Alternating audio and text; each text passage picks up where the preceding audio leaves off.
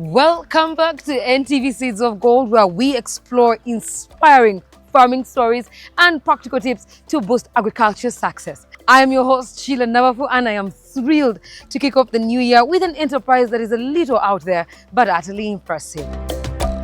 This week, we feature 2 farmers under 30 who have ventured into agriculture only 7 months ago, but have proven a force to reckon with.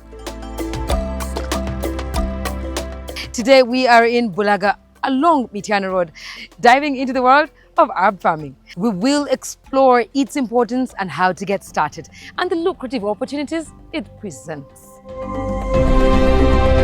You can actually still take sugar when you are diabetic. I'm talking about a natural sweetener. If I have a fever, on the farm I have a herb like chamomile or artemisia, I'll take that. Truthfully speaking, I don't remember the last time I either used medicine from the hospital. This is like the simplest business anyone can start. This is money. These are hundreds of plants. Money. It is gold indeed.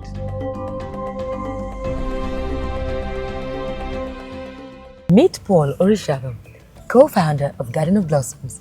He's a passionate ethnobotanist, combining knowledge and hands-on experience to run his firm.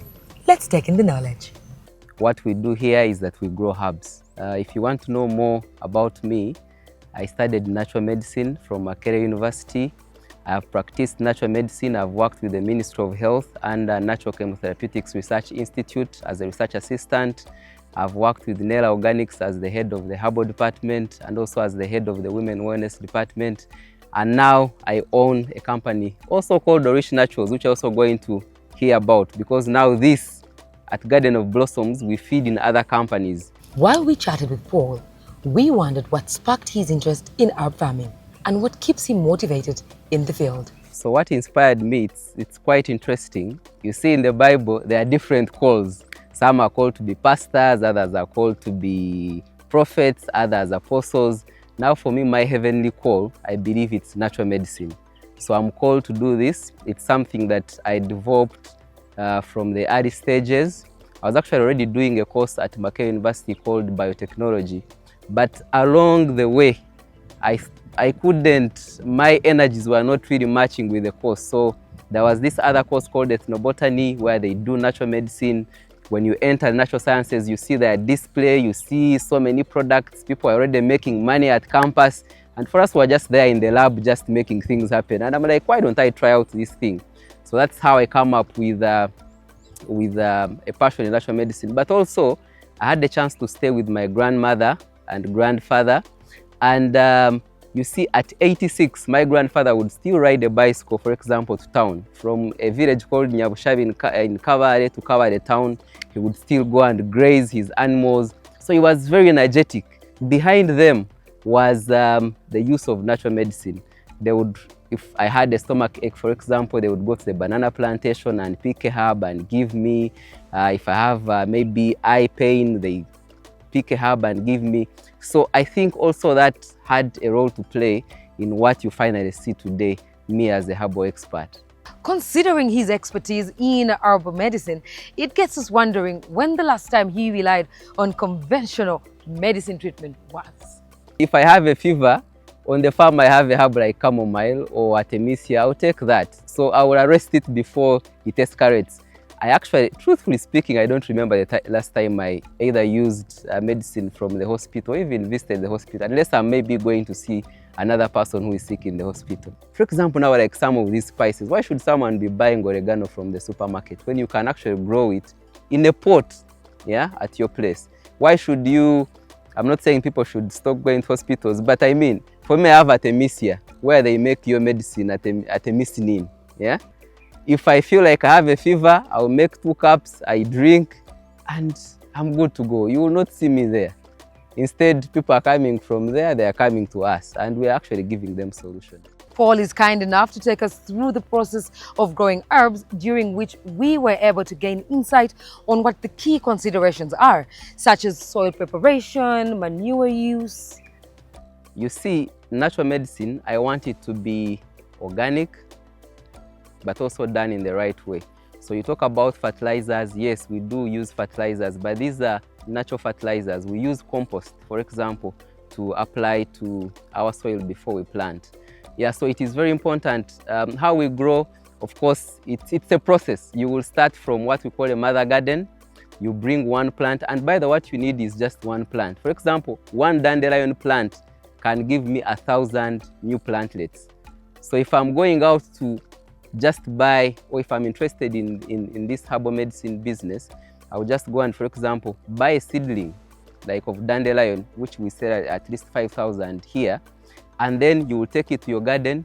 It will blossom. Yeah. So then the flowers, you can use the seeds and multiply in the greenhouse.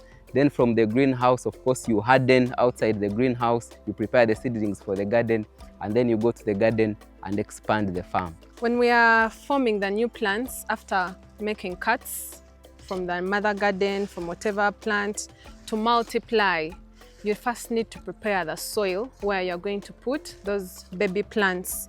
You don't only put soil because they're baby, they need special care. So there is you have the lake sand, which is to let the water pass through. They don't need a lot of water drainage to stay in.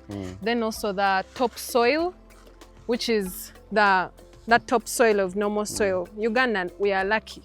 We don't need to even buy. Our topsoil is nutritious enough. Actually, funny story, when we first started,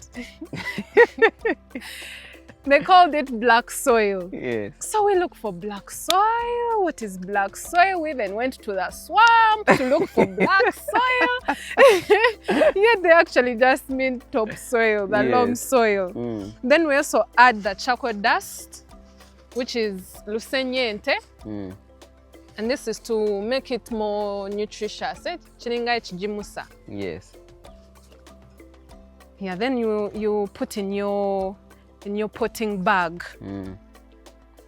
So it's from there that we will go and now cut maybe a certain plant and then come and put there, water, and then in a few days you'll see plantlets like those ones. Yeah, those ones down. Now that is chamomile. So from there then we'll take it to the hardening place outside to make it hard. We want it to prepare for the garden. We don't want to shock it as we are putting it to the garden. So that's the importance of hardening, that hardening space which is outside there. Everything here should be organic. We also get to know where one can source affordable seedlings and whether the options are enough for those venturing into natural medicine in Uganda. There are farmers who started this business before we did it. Just like now we are doing it before you who is watching me. Yeah, so you find a dedicated farmer who is into the natural medicine business, I mean growing the herbs, and then they will give you the seedlings, and they are really cheap. You find a seedling at 3,000, 5,000, at most 10,000. Maybe I think the most expensive herb we have here is sage. Sage, we sell it at 15,000, but other than that, you find a herb at 3,000, at 5,000, 10,000, and at most 5,000. And you see, like I told you, just only need one plant. From one plant, you can expand the garden. Paul emphasizes the value of supporting local enterprise in natural medicine and calls on the youth to embrace opportunities within the sector. There are not so many people in Uganda, for starters, who appreciate natural medicine, and which is quite absurd. I can give you an example. When I was doing my course at Makerere University, we had one of the lowest course populations. I think we're around 14 or something. So you can imagine an entire university, you have a course and only a few students are interested in that business. But also, as I can tell, it is only me right now who is actually practicing natural medicine. Others have gone to Dubai. Of course, we're in touch. They're in Dubai, Vancouver, Cheyo. Others are in two other businesses. But also the elderly, maybe I think that, no, I can actually blame this on the young generation. I feel like they are quick to jump onto the Western things without appreciating what theirs is giving them. This is a rich country with quite a number of plants, quite a number of herbs. We have wonderful women and men, elderly men who are very knowledgeable about natural medicine, but not so many young people have actually jumped onto this idea. Yet it is very good, it brings in cash. When we get there, I will tell you, but it really brings in money. It is gold indeed. Let's talk numbers. I mean, that is what tells us how much gold is in that seed. You see, the gold starts even from my greenhouse. I'm going to multiply plants in the greenhouse, and another farmer like who is watching today is interested in certain herbs. They will come to me. We've gotten orders of, for example, over 50 seedlings at once, over 60 seedlings. I think the highest we had was around 140 seedlings, and they were going to Tanzania. And some of those people are really taking it on. So from the greenhouse, I'm already making money. Imagine 150 plants and it's just 10,000. How much is that? I'm already in 1.5 even before I go to the what? To the garden. Then from the garden, I'm going to harvest it. I'm going to process it. So we sell as herb. So we sell as a seedling, but also sell as a powder, as tea bags, yeah? And most of our clients are bulk buyers who want to go and sell to their patients. For example, people who have other businesses, herbal drug shops, they come and buy from us. For example, chamomile, they are buying maybe like 10 kilograms at once, and then they go and package it in small quantities of 100 grams, and then they sell to others. But also us, we are starting to see an influx of individual clients who know about the farm, who know about me and Maureen, and they're interested in buying some of these herbs directly from us. Well, stay tuned for more insights after this short break. We'll hear from Maureen, a 25-year-old nutritionist balancing her career and farming. Welcome back. Let us know where you're watching from and what farm topics you would like us to cover. Simply scan the QR code on your screen to share your thoughts. Now, where were we? Yes. On this farm, there's a perfect balance of skills and passion. Maureen, a nutritionist, complements the work here with her expertise and a little bit of dedication. I do both. I'm in office and also farming because I'm a nutritionist. So I also meet people in the offices to give the nutrition advice. I'm farming because I'm really passionate about the herbs. Yeah, immediately I got to learn about the herbs while working at Nella. We had a few in class, but when I got to know about them while working at Nella, how they complement the food, how they work together. Do you know that herbs actually have nutrients? That's why you find some that are helping with anemia. They are rich in iron. Some you're finding with bleeding, it's because it has some iron. The one with bones, it has some calcium. So that was the mix as like, oh, they have the nutrients and they can also do the healing properties. So I'm really interested. Maureen's journey into farming is truly inspiring. And while we chat with her, we get to know what motivated her and how this venture aligns with her vision as a young woman. The other inspiration is helping women, because I got so passionate about what we eat, what we drink, how it affects women, the menstrual cycle. I was interested. I was actually shocked to know that I don't need to experience pain during my period. I can have a smooth menstrual period. So that was my major force. And it's all about how are you eating? What are you eating? At which part of the cycle? Then also, what are you drinking? Because this is where the herbs come in. Remember, they have the healing properties, they also have the nutrients. So if you also add that just in a tea, it's really just, instead of taking milk, I'll just have my ginger, I'll have my yarrow, I'll have my mugwort, and you are experiencing a less painful period. The creativity behind the Garden of Blossoms reflects Maureen's vision. She brings unique ideas and a deep passion for farming. So I believe that blossoming, I understand it on a deeper level. That when you nourish your body, when you take care of it, people say glow, I say blossoming. So from the inside to the outside, and when you look at some of these herbs, we are going to see them. Some have those flowers, and they just make, the fact that they make the garden alone blossom, that's why we got our inspiration. We're thinking of if a woman is feeling much better, you know, women, they term us as a flower. So if you are nourishing yourself, you are blossoming. So me, that's where I mainly got the name from. And of course, we added the colors, like Paul said, the different kinds of flowers, because we have some flowers that are purple, some are white, some are blue. So we're like, why don't we mix all the colors of our flowers? Then the funny thing is that this O, it's actually a chamomile flower. Yeah, it's symbolic because chamomile is the one that really makes our garden so vibrant. I mean, it's the one for stress, anxiety, sleeping better. Why not? Whereas farming is often dismissed as a messy, unappealing career, Maureen thinks otherwise as she sheds light on its profitability and value, especially for women. Farming is not dirty. I do my nails.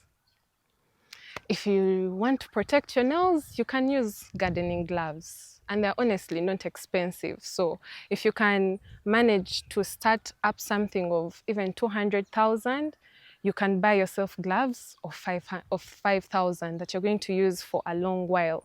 That's for those who fear the dirt. But you don't, it's not dirty because as a woman who we are mothers, this is one of the ways we get to be mothers. You're taking care of something, you're growing something.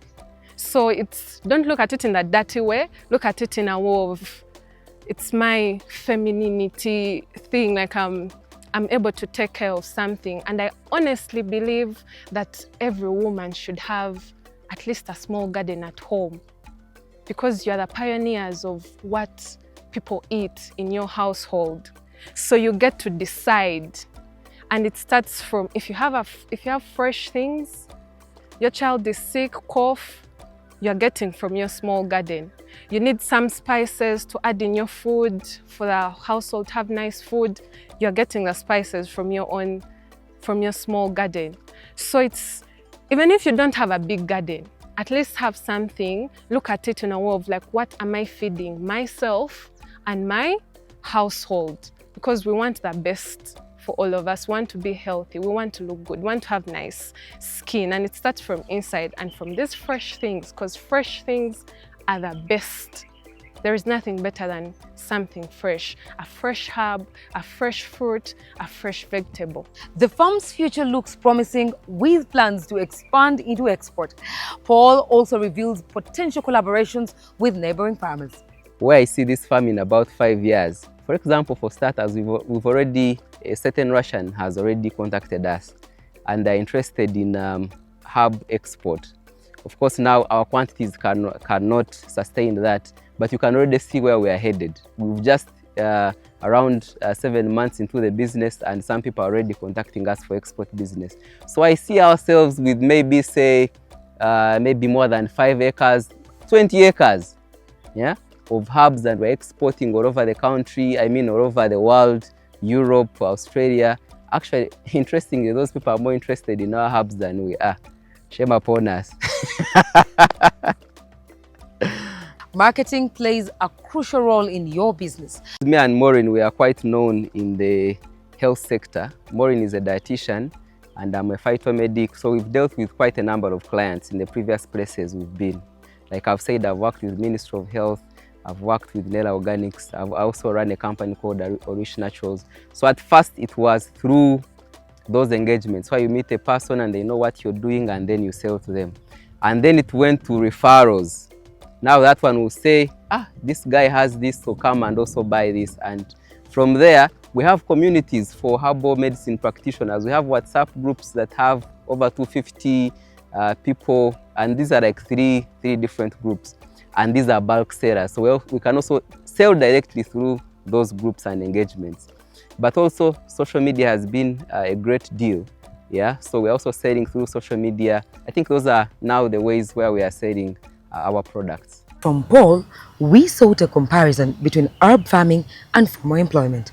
Which one is a better call? This compelled him to share his insights on earnings and growth potential. Previously, I was working where I was earning around 2 million a month. But you see, in those 5 months, I do not need to work for anyone. If on one day, I can get a person who is buying seedlings of 1.5, if I can produce, if I can get a bulk buyer who is interested in maybe 5 kilograms of chamomile, and maybe you're paying me more than, no, say, million. I mean, why am I interested in some other work? This is in my comfort. I come here twice a week, yeah, I do the work. I have someone who is taking care of the farm. I'm always on the phone, but you must be on the ground. You must come and see what is happening. And then, I mean, it is very easy money. That's what I can say. It's very easy money. Starting small can lead to big success. Paul reflects on the humble beginnings of his venture. This is like the simplest business anyone can start. If I told you how much we started with, you can even laugh it off. We started with around 500,000.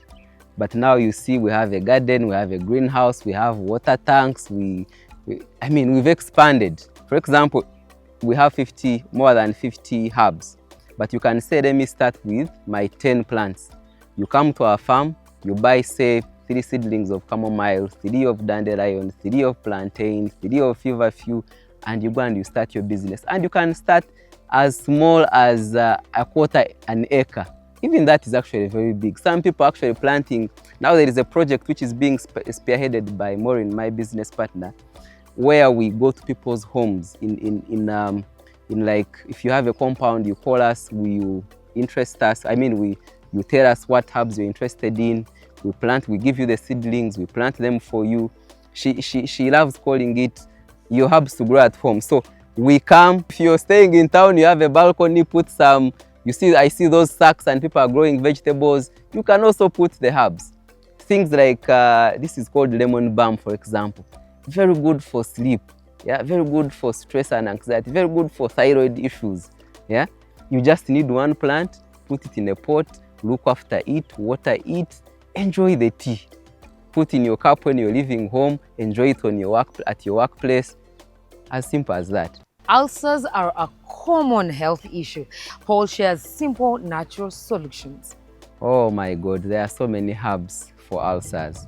Let me tell people the things they can actually find in their homes, even before coming to this farm.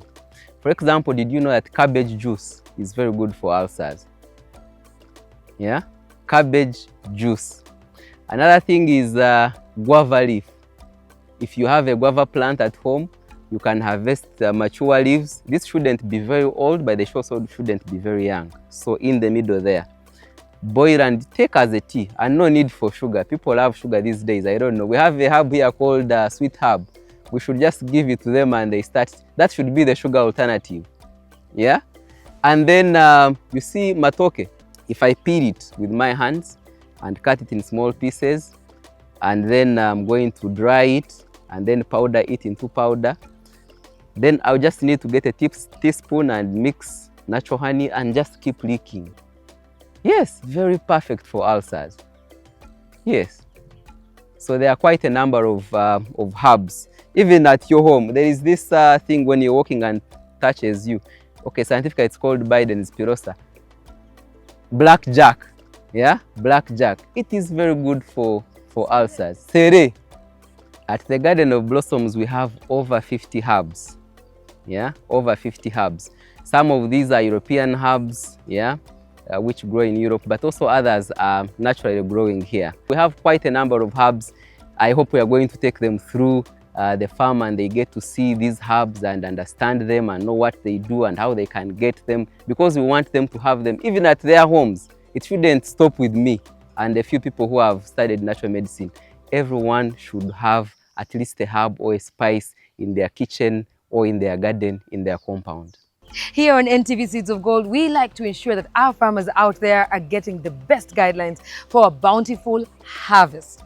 So right after this short break, we'll dive into a few farming tips as well as enjoy a treat to the farm's operations, exploring its layout, various functions. Well, it's gonna be fun. Welcome back. I'm glad that you're still watching. Now do join us as Paul and Maureen walk us through the farm, sharing invaluable insights about herbs cultivation. Yeah, so where we are starting from today is what we call our mother garden. When we get the one seedling from maybe a farmer who is already growing the herb, we start it from here. We take care of it from here. You see the water tank is so near here. So it's from here that we will then go to the greenhouse and then multiply the same plant. This plant here is called leaf of life. Yeah, it's called leaf of life because it gives life from its own leaves. If I drop it on the ground, so many plantlets will just come out from each casako. I don't know how to call it scientifically, the name has disappeared, but it will bring every plant from every corner. You can see down there are thousands, okay, there are hundreds of plants down here, and they're all coming from these 4 or 5 plants that we started with. Later on we'll take you where we've now expanded the farm. It is very good for the heart. If you have like heart pains, angina pains, digestive issues, and most of these herbs are actually nutritious, so it's something that you can actually even plant at your home in a pot. Secondly, there is this other herb called mugwort.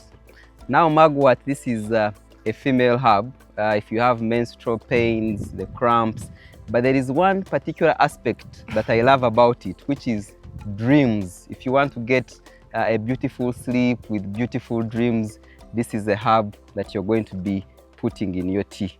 This herb here is called wormwood. Wormwood is if you have parasites in your stomach or worms. This is the best herb that you're going to use, and it is also very easy to grow. You just cut, pot, and expand it. So Maureen can tell us about the mints. So here we have 3 types of mint. We have the pineapple mint, peppermint, and chocolate mint. Most people, you know probably about the peppermint, the normal mint. So here, peppermint is very good for the digestion when you're feeling bloating. Bloating is when you're feeling like your stomach has gas. So you take the peppermint, you can infuse it in your water. If you those people say water is tasteless. Put some mint, infuse it. You can also put it in food. Chocolate mint for my bakers who like the cakes. You can use it in your cakes. You're having also, where else can they put it? I mean, garnishings, there are salads. Yeah, garnishings, salads. Mint is for enjoying. Some people actually make their own peppermint teas from having it at home. And actually, if you're a person who loves smoothies, these are the perfect add to your smoothies. They will give it taste, they will give it some kind of flavor, some, it's not called a smell. What is it called? Aroma. Aroma. This is the place. These are what we call the basil family. The basil family of plants. Mujaja. Mujaja. If you know mujaja, mujaja is a basil plant. Now this is the African basil, which we are most aware of. And then there is something called holy basil. Now holy basil, I know for example now things of issues of mental health. With our young people in Butabika, this is something which can help with stress and anxiety. So holy basil is perfect for that. Also very easy to propagate. You propagate it by seeds. As they are growing, they will even fall off, and then you find new plantlets which you can put in the greenhouse and later expand the garden. It has a relative called Thai basil, which is there. I think maybe it's from Thailand, but it is also very good for the same thing. So stress, stress and anxiety is what you're going to be using these basils for. What I encourage people is that when you're taking herbs, seek guidance from a specialist like me, because then I will tell you this is how long you should take it. You shouldn't take, there are people who take mujaja for their entire lifetime. But if you take it and then there is a break, actually mujaja is very good for the stomach. If you're bloated and you take mujaja, I mean the bloating will dissipate in just a couple of minutes. And also I don't think anyone would want to take the same herb for the rest of their lives. So spice it up. If there is something for bloating, you have mujaja, take another bloating herb another time. That's why we are here. And you can take 3 seedlings, have them for those different things. They all have different, there is no one thing that has everything. All right, so we have stinging nettle here. Mu Luganda bajita omunyango. Kati Abaganda, this one it's short because we harvest it at such a level. We don't let it grow till it's so big. And stinging nettle is very special because of its iron. It's really rich in iron. It's good for people with anemia, those women with fibroids and they are bleeding. Anemia is for you. Pregnant women, you know, we have to supplement with iron, so stinging nettle is for you. Yeah, but it's a perfect herb really for women issues, and then yeah, also actually boosting the breast milk. Yeah. So you don't only take it during pregnancy, continue till breastfeeding. Did you know that it's actually a vegetable? For example, in my place in Kabale, we prepare this. My grandmother would prepare this as a vegetable. You can steam it and enjoy it as a vegetable. It doesn't sting when it's a vegetable? No, it doesn't. So this is called Java tea, and the common name or the English name is cat's whiskers. So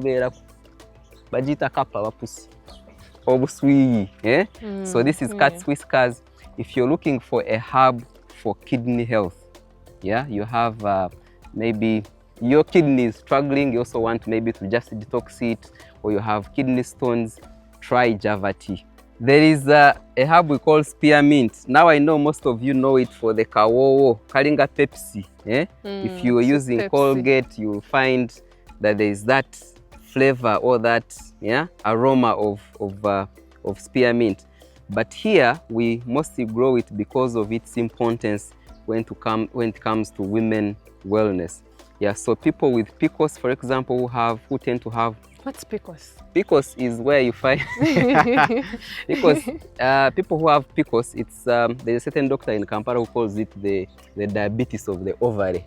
So you ovary simanyiche bagita mu Luganda.